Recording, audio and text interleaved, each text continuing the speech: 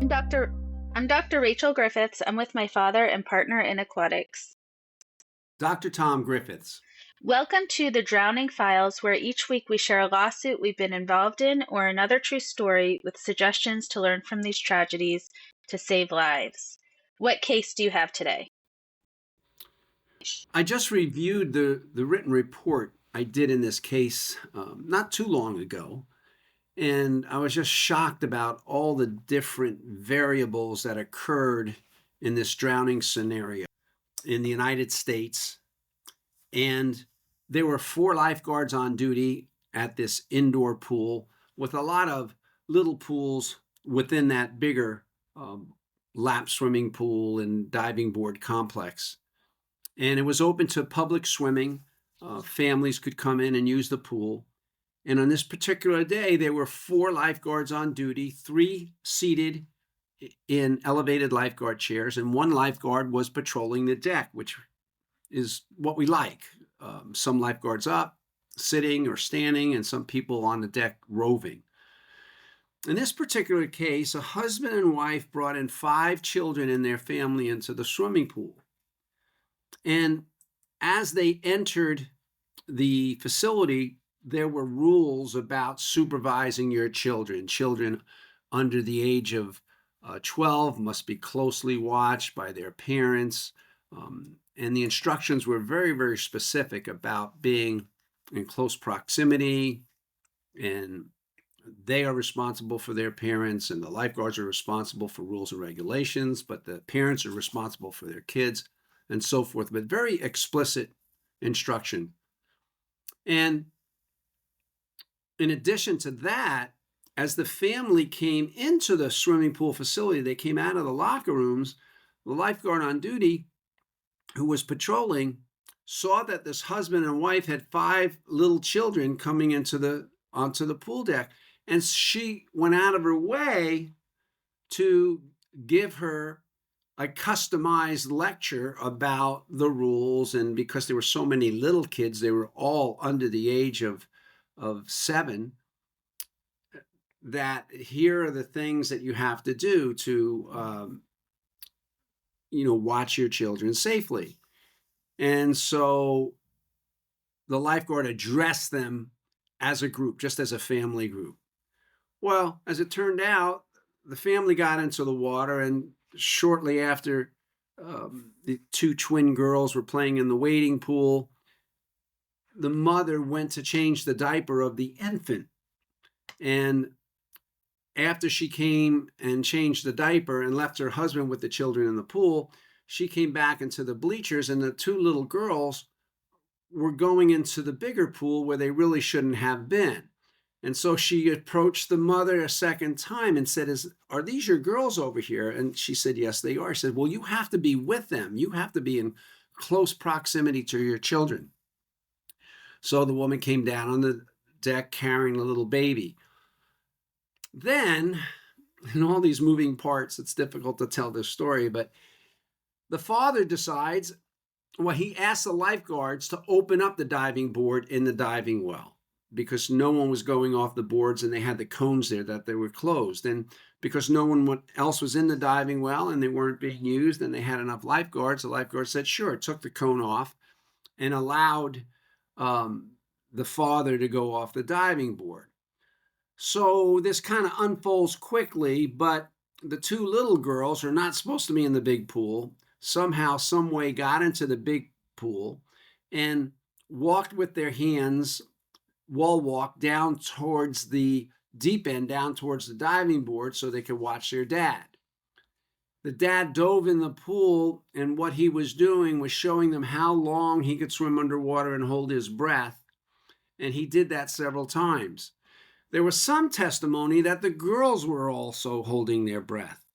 But we really couldn't nail this down. We couldn't find the witnesses who said that.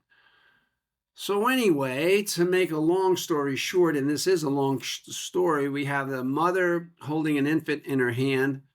We have the father going off the diving board, showing his girls how he can hold his breath and dive a long way under the water.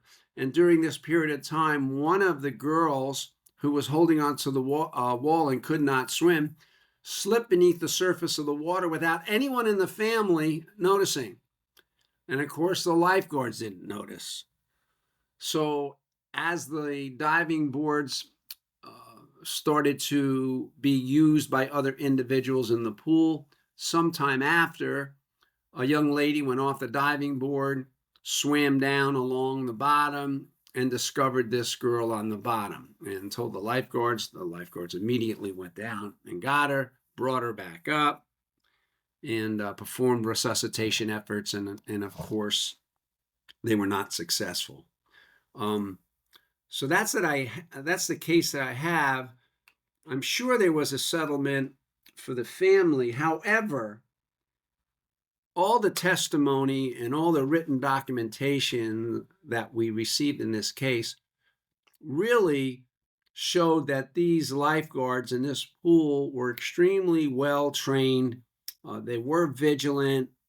And as I worked for the defense, I try to outline all the different reasons, the psychological reasons and the light and water reasons why we have lifeguard blindness, and why, even though they were well trained, even though they were well positioned, it's always still possible that the lifeguards would miss a drowning victim, as they did in this case. And I think there was just too much going on at the same time.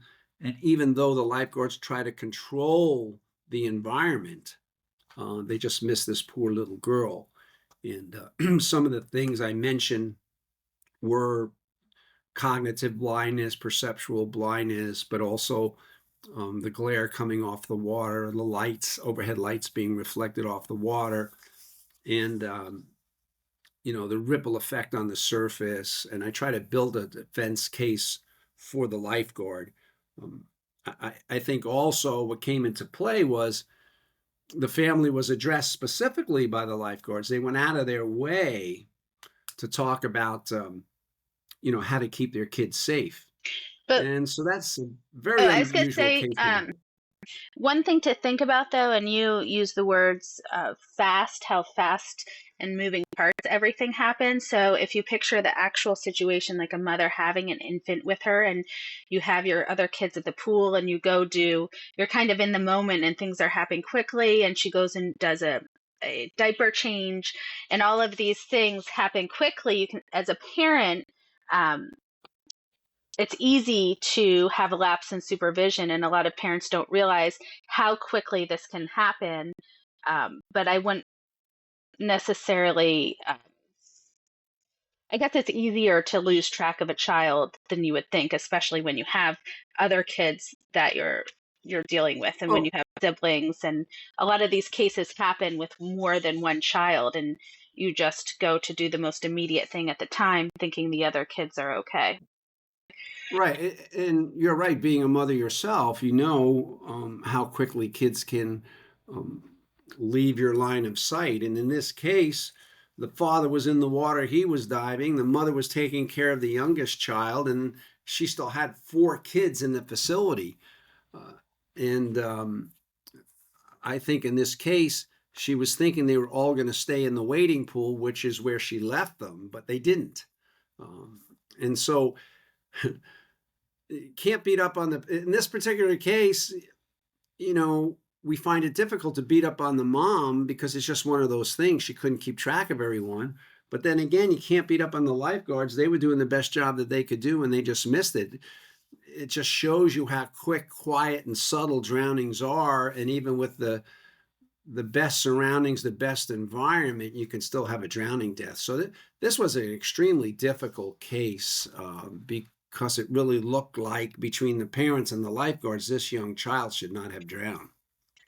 And studies with the bystander effect, which is the more people that are around, the less likely each is to take action, thinking others will take action. So parents, feeling safer because there are lifeguards on duty, lifeguards seeing the parents there, assuming someone will notice. Research on the bystander effect has found that just being aware of the bystander effect helped people take action more. So in this case, in terms of remedial actions or what to learn, um, the biggest thing would probably just be awareness by parents, and also awareness by lifeguards of limitations to being able to see children in the water. Right. And of course, if these children were wearing life jackets, this would not have happened.